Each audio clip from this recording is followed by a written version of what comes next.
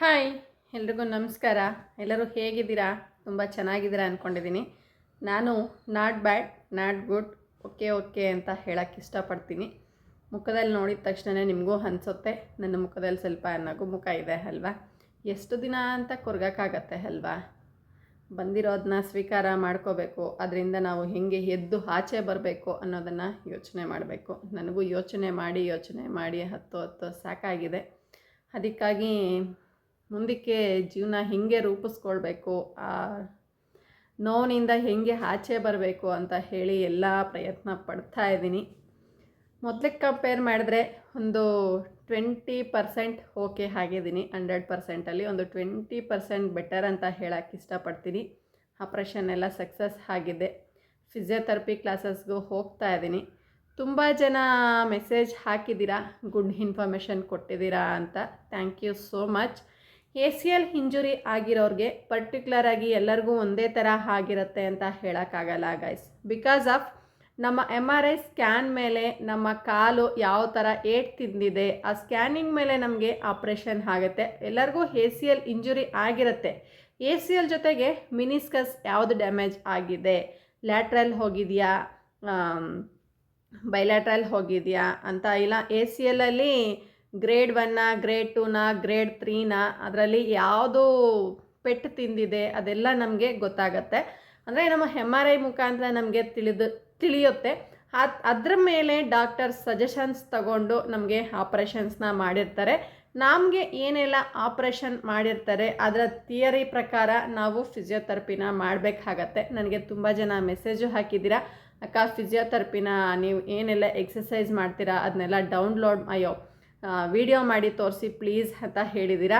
ಅದು ಫಿಸಿಯೋಥೆರಪಿ ಹೆಂಗೆ ಡಿಪೆಂಡ್ ಆಗತ್ತಂದರೆ ನಮ್ಮ ಕಾಲು ಯಾವ ಥರ ಪೆಟ್ಟು ತಿಂದಿದೆ, ನಮ್ಮ ಕಾಲು ಯಾವ ಎಕ್ಸಸೈಸ್ಗೆ ಅದು ಹೊಂದ್ಕೊಂಡು ಹೋಗುತ್ತೆ, ಅದು ಸ್ಪಂದಿಸುತ್ತೆ, ಅದ್ರ ಮೇಲೆ ಡಿಪೆಂಡ್ ಆಗುತ್ತೆ ಗೈಸ್. ನನಗೆ ಹೇಳ್ಕೊಟ್ಟಂತಹ ಎಕ್ಸಸೈಸು ನಿಮಗೆಲ್ಲ ಅನುಕೂಲ ಆಗಲ್ಲ. ಬೇಕಂದರೆ ನನಗೆ ಯಾವ ಎಕ್ಸಸೈಸ್ ಹೇಳ್ಕೊಡ್ತಿದ್ದಾರೆ ನಮ್ಮ ಫಿಸಿಯೋಥೆರಪಿಸ್ಟು ಅಂತ ನಾನು ಬೇಕಾದರೆ ನಿಮಗೆಲ್ಲ ಅಪ್ಲೋಡ್ ಮಾಡಿ ತೋರಿಸ್ತೀನಿ, ನೋಡ್ಕೊಳ್ಳಿ. ಬಟ್ ನನಗೆ ಕೊಟ್ಟಿರುವಂತಹ ಎಕ್ಸಸೈಸು ಯಾರೆಲ್ಲ ACL ಇಂಜುರಿ ಆಗಿದ್ದೀರಲ್ಲ ಅವರೆಲ್ಲ ಪ್ರಯತ್ನ ಮಾಡೋಕ್ಕೆ ಹೋಗಬೇಡಿ. ಬಿಕಾಸ್ ಆಫ್ ನಮ್ಮ ಕಾಲು ಎಲ್ಲಿ ಏಟ್ ತಿಂದಿದೆ, ನಮ್ಮ ಕಾಲು ಗ್ರೇಡ್ 1, ಗ್ರೇಡ್ 2, ಗ್ರೇಡ್ 3 ಎಲ್ಲಿ ಪೆಟ್ಟಾಗಿದೆ ಅದರ ಮುಖಾಂತರ ನಮಗೆ ಫಿಸಿಯೋಥೆರಪಿ ಎಕ್ಸಸೈಸ್ ಸಹ ನಮ್ಮ ಮೇಲೆ ಡಿಪೆಂಡ್ ಆಗಿರುತ್ತೆ ಅಂತ ಹೇಳೋಕ್ಕೆ ಇಷ್ಟಪಡ್ತೀನಿ. ನನ್ನ ಕಾಲು ಗ್ರೇಡ್ 3ಅಲ್ಲಿ ACL ಇಂಜುರಿ ಆಗಿದೆ.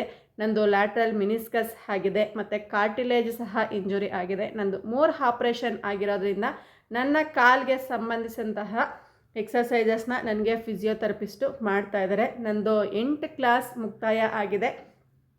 8 ಕ್ಲಾಸ್ಗೆ ಆಲ್ಮೋಸ್ಟ್ 80 ಡಿಗ್ರಿ ಬ್ಯಾಕ್ ಬೆಂಡಿಂಗ್ ಬರಬೇಕಿತ್ತು ನಂದು ಲೆಗ್ಗು. ನಾನು ಪೇಯ್ನ್ಗೆ ಸ್ವಲ್ಪ ಸ್ಪಂದಿಸ್ತಾ ಇಲ್ಲ. ಆದ ಕಾರಣ 8 ಕ್ಲಾಸ್ಗೆ ನಂದು ಬ್ಯಾಕ್ ಬೆಂಡಿಂಗು 70 ಡಿಗ್ರಿ ಬೆಂಡ್ ಆಗ್ತಾಯಿದೆ. Front bending almost 100 degree reach ಆಗಿದೆ. ಇನ್ನೊಂದು 20 ಡಿಗ್ರಿ ಬಾಕಿ ಇದೆ. ಇನ್ನೊಂದು 2 ಕ್ಲಾಸ್ ಕೊಟ್ಟಿದ್ದಾರೆ ನನಗೂ ಟೈಮು. ಫ್ರಂಟ್ ಬೆಂಡಿಂಗ್ 120 ಬರಲೇಬೇಕು ಅಂತ. ನೋಡೋಣ, ಆದಷ್ಟು ಟ್ರೈ ಮೈ ಲೆವೆಲ್ ಬೆಸ್ಟ್ ಅಂತ ಹೇಳಿದ್ದೀನಿ.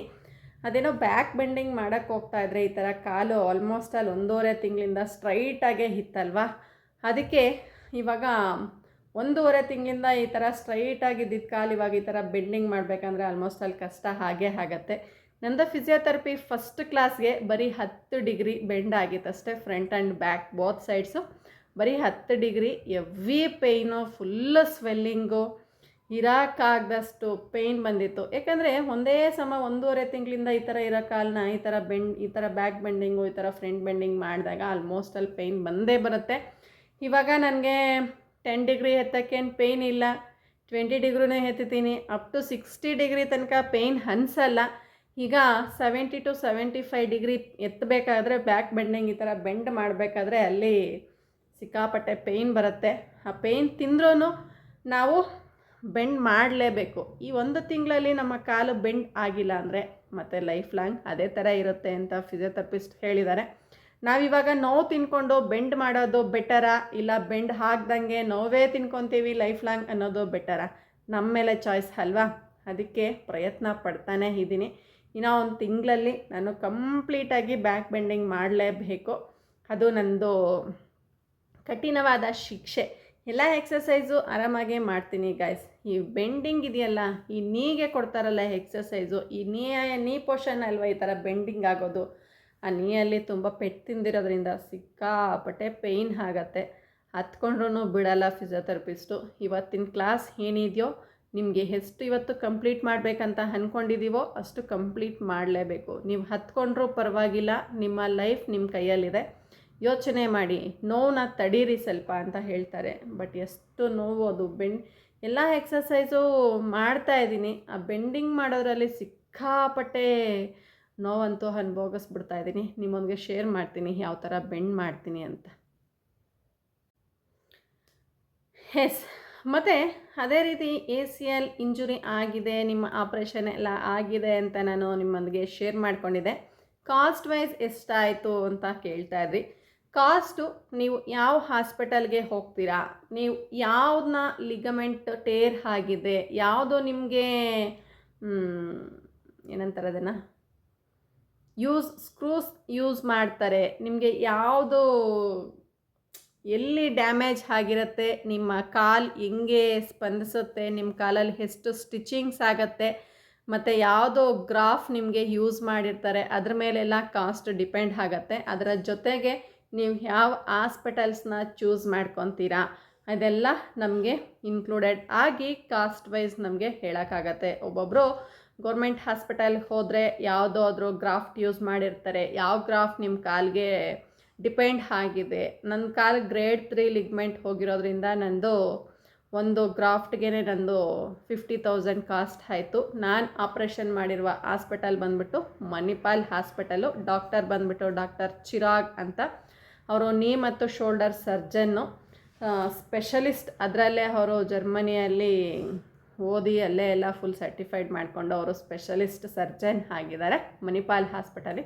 ನಾನು ಡಾಕ್ಟರ್ ಚಿರಾಗ್ ಅವ್ರ ಹತ್ರ ಆಪ್ರೇಷನ್ ಮಾಡಿಸ್ಕೊಂಡಿದ್ದು. ಅವರೇ ರಿಷಬ್ ಪಂತ್ಗೆ ಎಲ್ಲರಿಗೂ ಆಪ್ರೇಷನ್ ಮಾಡಿದ್ದಿದ್ದು ಅವರೇನೆ. ಅವ್ರದ್ದೇ ನನಗೆ ಎಕ್ಸಾಂಪಲ್ ಕೊಟ್ಟು ಅವ್ರದ್ದು ವಿಡಿಯೋಸ್ನೆಲ್ಲ ತೋರಿಸಿ, ಏನೂ ಆಗಲ್ಲ, ಬೇಗ ರಿಕವರ್ ಆಗ್ತೀರಾ, ನನ್ನ ಮೇಲೆ ನೀವು ನಂಬಿಕೆ ಇಡಿ, ನಾನು ನಿಮಗೆ ಸಕ್ಸಸ್ಫುಲ್ ಮಾಡಿಕೊಡ್ತೀನಿ ಅಂತ ಹೇಳಿದ್ದಕ್ಕೆ ನಾನು ತುಂಬ ಯೋಚನೆ ಮಾಡಿದೆ. ಎಲ್ಲ ಅವರು ಧೈರ್ಯ ತುಂಬಿದ್ರು. ಆದ ಕಾರಣ ನನಗೆ ಅಲ್ಲಿ ಬೆಸ್ಟ್ ಅಂತ ಅನ್ನಿಸ್ತು ನಮ್ಮ ಮನೆಯವ್ರಿಗೆ. ಸೊ ಆದ ಕಾರಣ ನಾನು ಮಣಿಪಾಲ್ಗೆ ಹೋಗಿ ಡಾಕ್ಟರ್ ಚಿರಾಗ್ ಅವ್ರ ಹತ್ರ ಆಪರೇಷನ್ ಮಾಡಿಸ್ಕೊಂಡಿದ್ದು. ನಂದು ಆಪರೇಷನ್ ಆಗಿದ್ದು ಬಂದ್ಬಿಟ್ಟು ಜನವರಿ 22. ನೆಕ್ಸ್ಟ್ ನಾನು 3 ಡೇಸ್ಗೆಲ್ಲ ಡಿಸ್ಚಾರ್ಜ್ ಆದೆ. 3 ಡೇಸಲ್ಲಿ ನಾನು ಎದ್ದು ನಾನೇ ನಡ್ಕೊಂಡು ಬಂದೆ ಅಂತ ಹೇಳೋಕ್ಕೆ ಇಷ್ಟಪಡ್ತೀನಿ. ಪೇಯ್ನ್ ಇರುತ್ತೆ, ಪೇಯ್ನ ತಡಿಬೇಕು, ತುಂಬ ತಡಿಬೇಕು. ಎಷ್ಟು ಗೊತ್ತಾ, ಲೈಫಲ್ಲಿ ನಾವು ಎಷ್ಟು ನರಕ ನೋಡ್ಬೇಕು ಅಂದ್ಕೊಂಡಿರ್ತೀವೋ ನೋಡ್ತೀವೋ, ಆ ನರಕನೆಲ್ಲ ನಾನು ಈಗಲೇ ನೋಡ್ಬಿಟ್ಟಿದ್ದೀನಿ. ಅಷ್ಟೊಂದು ನರಕ ಆಗಿಬಿಡತ್ತೆ. ಜೀವ ಏನಕ್ಕಪ್ಪ ಅಂತ ಅನಿಸುತ್ತೆ. ಆ ಪೇಯ್ನ್ ಬಂದಾಗ ಈ ಕಾಲನ್ನ ರಿಮೂವ್ ಮಾಡಿಸ್ಬಿಟ್ರೆ ಬೆಟರ್. ನಾನು ಹ್ಯಾಂಡಿಕ್ಯಾಪ್ ಆದರೂ ಪರವಾಗಿಲ್ಲ, ನನ್ನ ಕಾಲನ್ನ ರಿಮೂವ್ ಮಾಡಿಸ್ಬಿಡಿ ಅಂತಲೂ ನನ್ನ ಹಸ್ಬೆಂಡ್ ಹತ್ರ ರಿಕ್ವೆಸ್ಟ್ ಮಾಡ್ಕೊಂಡಿದ್ದೀನಿ. ಅಷ್ಟೊಂದು ಸಿಕ್ಕಾಪಟ್ಟೆ ಪೇಯ್ನ್ ಬರುತ್ತೆ. ಕಾಲು ಹಿಂಗಿರೋ ಕಾಲನ್ನ ಹಿಂಗೇನಾದರೂ ಮುಟ್ಟಿದ್ರೆ ಹಿಡಿದು ಹೊಡೆದ್ಬಿಡೋಣ ಅಂತ ಕೋಪನೂ ಬರುತ್ತೆ. ಎಲ್ಲ ನರಕನೂ ಅನುಭವಿಸ್ಬಿಟ್ಟೆ. ನಂದು ಆಪ್ರೇಷನ್ ಕಾಸ್ಟ್ ಬಂದ್ಬಿಟ್ಟು 3+ ಆಯಿತು.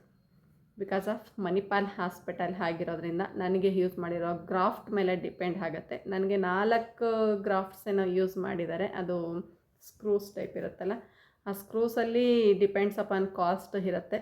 ಮೆಜರ್ಮೆಂಟು ಸ್ವಲ್ಪ ಕಾಸ್ಟ್ಲಿದೆ. ಅದು ಲೈಫ್ ಟೈಮ್ ಇರಬೇಕಲ್ಲ ಲೆಗ್ಗಲ್ಲಿ. ಅವ್ರಿಗೆ ಏನು ಸ್ಕ್ರೂ ಯೂಸ್ ಮಾಡಿದಿರೋ ಅದನ್ನೇ ಹಾಕಿಬಿಡಿ. ರಿಷಬ್ ಪಂತ್ಗೆ ಯಾವ್ದು ಹಾಕಿದಿರೋ ಆ ಸ್ಕ್ರೂಸ್ನೇ ಯೂಸ್ ಮಾಡಿ. ಇಂಪ್ಲ್ಯಾಂಟ್ಸ್ ಅಂತಾರೆ ಎಕ್ಸಾಕ್ಟಾಗಿ, ಅದನ್ನು ಇಂಪ್ಲ್ಯಾಂಟ್ಸ್ ಮೇಲೆ ಡಿಪೆಂಡ್ ಆಗುತ್ತೆ. ನನಗೆ ಯೂಸ್ ಮಾಡಿರುವಂತಹ ಇಂಪ್ಲ್ಯಾಂಟ್ ಒಂದು ಕಾಸ್ಟ್ ಬಂದುಬಿಟ್ಟು 50,000. 50 ರೂಪೀಸ್ ಅಲ್ಲ, 50,000 ಅಂಥದ್ದು. ನನಗೆ 4 ಇಂಪ್ಲ್ಯಾಂಟ್ಸ್ನ ಯೂಸ್ ಮಾಡಿದ್ದಾರೆ. ಜೊತೆಗೆ ಮಿನಿಸ್ಕಸ್ಗೆ 8 ಸ್ಟಿಚ್ ಬಿದ್ದಿದೆ.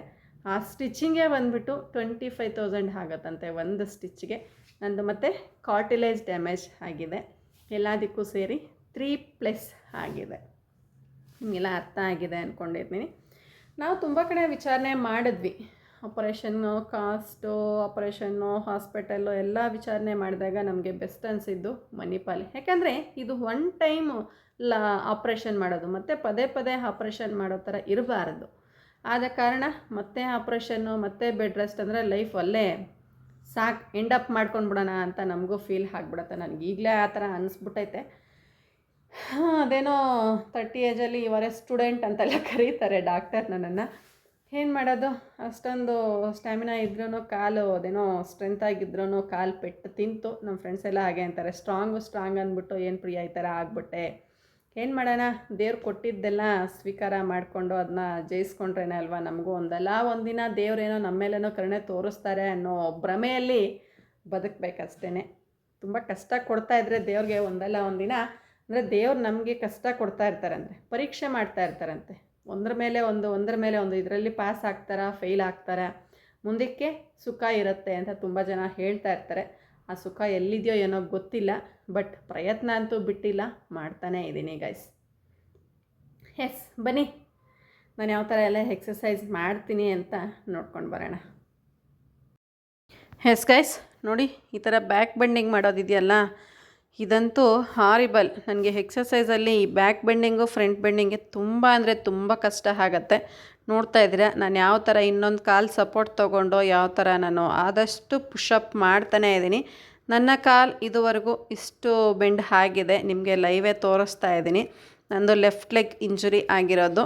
ನಂದು ಇವಾಗ ಆಲ್ಮೋಸ್ಟ್ ಅಲ್ಲಿ ಬ್ಯಾಕ್ ಬೆಂಡಿಂಗ್ ಒಂದು 70 ಡಿಗ್ರಿಗೆ ಬಂದಿದೆ. ತುಂಬ ಅಂದರೆ ತುಂಬ ಕಷ್ಟ ಫ್ರೆಂಡ್ಸ್ ಇದಂತೂ ಮಾಡೋದಂತೂ. ಅಪ್ಪ ಕಣ್ಣಲ್ಲೇ ನೀರು ಬರುತ್ತೆ, ಕಿರ್ಚೋಣ ಅನಿಸುತ್ತೆ, ಅಷ್ಟೊಂದು ಪೇಯ್ನ್ ಆಗುತ್ತೆ ಅಲ್ಲಿ.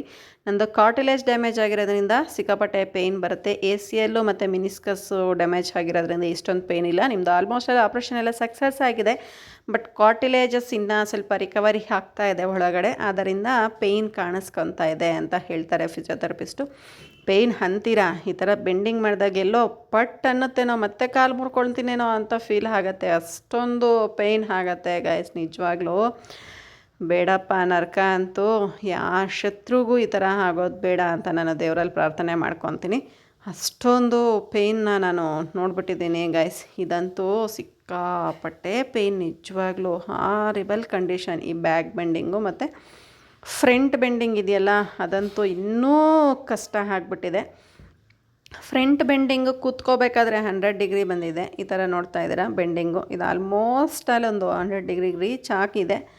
ಇನ್ನೂ ಬರಬೇಕು. ಮಾಮೂಲಿ ಕಾಲು ಹೆಂಗೆ ಬೆಂಡ್ ಮಾಡ್ತೀವಿ ಆ ಥರ ಬೆಂಡಿಂಗ್ ಮಾಡಲೇಬೇಕು. ಇನ್ನೊಂದು ತಿಂಗಳಲ್ಲಿ ನನ್ನ ಕಾಲು ಬೆಂಡ್ ಆಗಿಲ್ಲ ಅಂದರೆ ಲೈಫ್ ಟೈಮ್ ತುಂಬಾ ಕಷ್ಟ ಆಗುತ್ತೆ. ಆದ ಕಾರಣ ನಾನು ಪ್ರಯತ್ನ ಪಡ್ತಾನೇ ಇದ್ದೀನಿ. ಪ್ರಯತ್ನ ಅಂತೂ ಬಿಡಬೇಡಿ. ಯಾರೆಲ್ಲ ಆಪ್ರೇಷನ್ ಮಾಡ್ಕೊಂಡಿದ್ದೀರಾ ಅವರು ಫಿಸಿಯೋಥೆರಪಿ ಮಾಡಿದಾಗ ಸಿಕ್ಕಾಪಟ್ಟೆ ಪೇಯ್ನ್ ಬರುತ್ತೆ. ಯಾರು ಪೇಯ್ನ್ ತಿನ್ನೋರು ಅಂದರೆ ನಾವು ಲೈಫಲ್ಲಿ ಮತ್ತೆ ನಮ್ಮ ಕಾಲನ್ನ ನಾವು ಮರಿಬೇಕಾಗತ್ತೆ. ಆದ ಕಾರಣ ಈಗ ಪೇಯ್ನ್ ತಿಂದರೂ ಪರವಾಗಿಲ್ಲ, ನಮ್ಮ ಲೈಫ್ ನಾವು ಚೆನ್ನಾಗಿರಬೇಕು ಅಂದರೆ ಪೇಯ್ನ್ ತಿಂದ್ಕೊಂಡಾದರೂ ಫಿಸಿಯೋಥೆರಪಿ ಕ್ಲಾಸ್ನ ಬಿಡಲೇಬೇಡಿ. ACL ಇಂಜುರಿ ಆಗಿರೋರಿಗೆ ಇದಂತೂ ಬೇಕೇ ಬೇಕು. ಆಫ್ಟರ್ ಸರ್ಜರಿ ಆದಮೇಲೆ ಫಿಸಿಯೋಥೆರಪಿ ನಾವು ಎಷ್ಟು ಮಾಡ್ತೀವೋ ಅಷ್ಟು ನಮ್ಮ ಕಾಲು ಸಖತ್ತಾಗಿರುತ್ತೆ. ನನಗೆ ಆಪ್ರೇಷನ್ ಆಗಿರೋರೆಲ್ಲ ಹೇಳಿದ್ರು, ನಾನು ಆಪ್ರೇಷನ್ ಆಗಿರೋ ಕಾಲೇ ಚೆನ್ನಾಗಿದೆ ಮಾಮೂಲಿ ಕಾಲಿಗಿಂತ, ನಾನು ಫಿಸಿಯೋಥೆರಪಿ ಅಷ್ಟೊಂದು ಮಾಡಿದೆ ಅಂತ ಹೇಳಿದ್ರು ಗೈಸ್. ಎಸ್ ಗೈಸ್, ನೋಡಿದ್ರಲ್ಲ ನಂದು ACL ಸರ್ಜರಿ ಕಾಸ್ಟ್ ಎಷ್ಟಾಯಿತು ಅಂತ ನಿಮ್ಮೊಂದಿಗೆ ಶೇರ್ ಮಾಡ್ಕೊಂಡಿದ್ದೆ. ಫಿಸಿಯೋಥೆರಪಿ ಹೆಂಗೆ ಡಿಪೆಂಡ್ ಆಗಬೇಕು ಅಂತಲೂ ನಿಮ್ಮೊಂದಿಗೆಲ್ಲ ಶೇರ್ ಮಾಡಿದ್ದೀನಿ, ಅರ್ಥ ಆಗಿದೆ ಅಂದ್ಕೊಂಡಿದ್ದೀನಿ. ನಾನು ಹಿಂಗೆ ಎಕ್ಸಸೈಸ್ ಮಾಡ್ತೀನಿ ಅಂತಲೂ ನಿಮ್ಮೊಂದಿಗೆ ಒಂದು 2 ಎಕ್ಸಸೈಸ್ನ ಶೇರ್ ಮಾಡ್ಕೊಂಡಿದ್ದೀನಿ. ವಿಡಿಯೋ ಖಂಡಿತ ಇಷ್ಟ ಆಗಿದೆ ಅಂದ್ಕೊಂಡಿದ್ದೀನಿ. ವಿಡಿಯೋ ಇಷ್ಟ ಆಗಿದ್ದಲ್ಲಿ ಲೈಕ್ ಮಾಡಿ, ಶೇರ್ ಮಾಡಿ, ಕಮೆಂಟ್ ಮಾಡಿ.